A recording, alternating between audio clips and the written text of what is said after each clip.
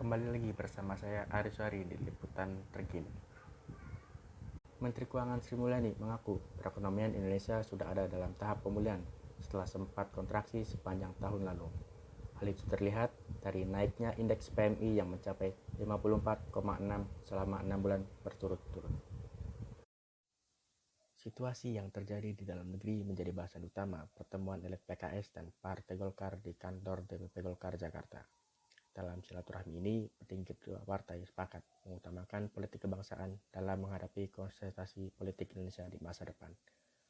Hal ini menjadi penting mengingat bahaya politik identitas yang bisa mengancam persatuan dan kesatuan bangsa.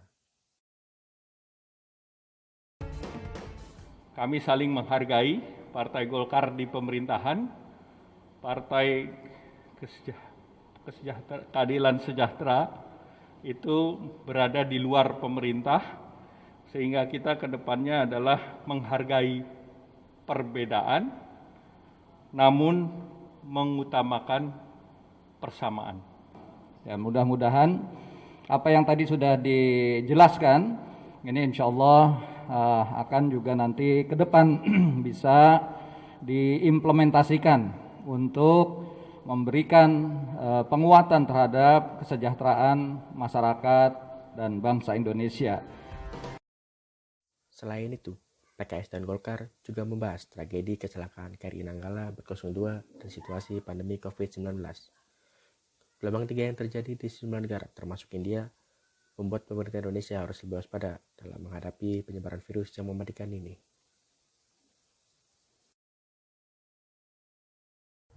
Pemirsa, Menteri Pariwisata dan Ekonomi Kreatif Sandiaga Uno meluncurkan program Anugerah Desa Wisata Indonesia 2021 di Desa Tugu Puncak Bogor. Program ini bertujuan memacu perekonomian kreatif melalui sektor wisata berbasis pedesaan. Pemerintah pusat melalui Kementerian Pariwisata dan Ekonomi Kreatif terus menggenjot sektor ekonomi kreatif di pedesaan. Setelah di kawasan Malang dan Bali, Menteri Pariwisata dan Ekonomi Kreatif Sandiaga Uno meluncurkan desa wisata di Desa Tugu Selatan, Kecamatan Cisarua, Kabupaten Bogor, Jawa Barat. Dalam peluncuran ini, Sandi meninjau BUMDes di bidang pariwisata, yaitu sentra kuliner tradisional di lokasi landing track para layang puncak. Di lokasi ini, sejumlah warga diberdayakan sebagai pengusaha di bidang kuliner yang melayani wisatawan. Warga mengaku senang dengan penataan BUMDes Tugu Selatan, sehingga warga yang tadinya berjualan keliling kini memiliki lokasi berjualan representatif dengan penjualan yang terus meningkat. Desa Tugu Selatan ini hari ini dijadikan desa wisata Tugu Selatan. Desa wisata Tugu Selatan itu memiliki beberapa potensi wisata yang luar biasa. Nah, desa kami ini adalah kawasan perkebunan yang sudah memiliki destinasi. Hanya kami di sini mengembangkan desa wisata yang berharapan agar masyarakat di sekitar lokasi destinasi wisata yang ada di Tugu Selatan itu bisa menjadi pelaku pariwisata dari keberadaan destinasi. Nah, sehingga potensi-potensi ini bisa dimaksimalkan. Tugu Selatan ini hampir keseluruhan wilayahnya adalah bagian dari potensi pariwisata yang ada di wilayah Jalur Puncak. Sementara itu, Menteri Pariwisata dan Ekonomi Kreatif Sandiaga Uno berharap dengan peluncuran Anugerah Desa Wisata ini mampu mendorong berkembangnya ekonomi kreatif di tingkat pedesaan, sehingga memiliki daya saing tinggi di tingkat nasional maupun internasional. Tugu Selatan terus berbenah diri, dan hari ini puji syukur kehadirat Allah Subhanahu Wa Taala, Pak Kadis, Pak Kades, mana Pak Kadesnya?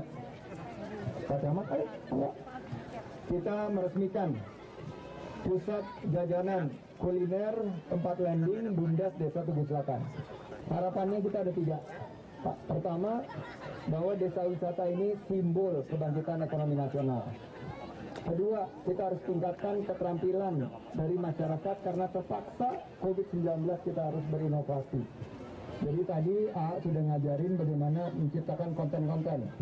Dan konten-konten kreatif ini kita harapkan bisa meningkatkan kunjungan ke desa wisata Tugu Selatan.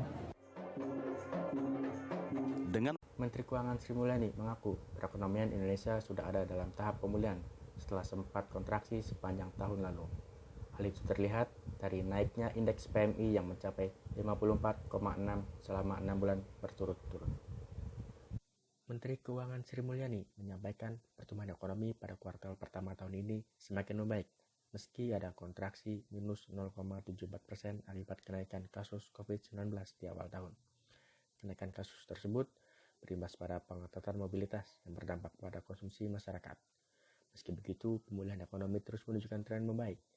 Rilis Badan Pusat Statistik per 5 Mei menunjukkan tingkat pengangguran menurun dari 7,07% di Agustus 2020 menjadi 6,26% di Februari 2021.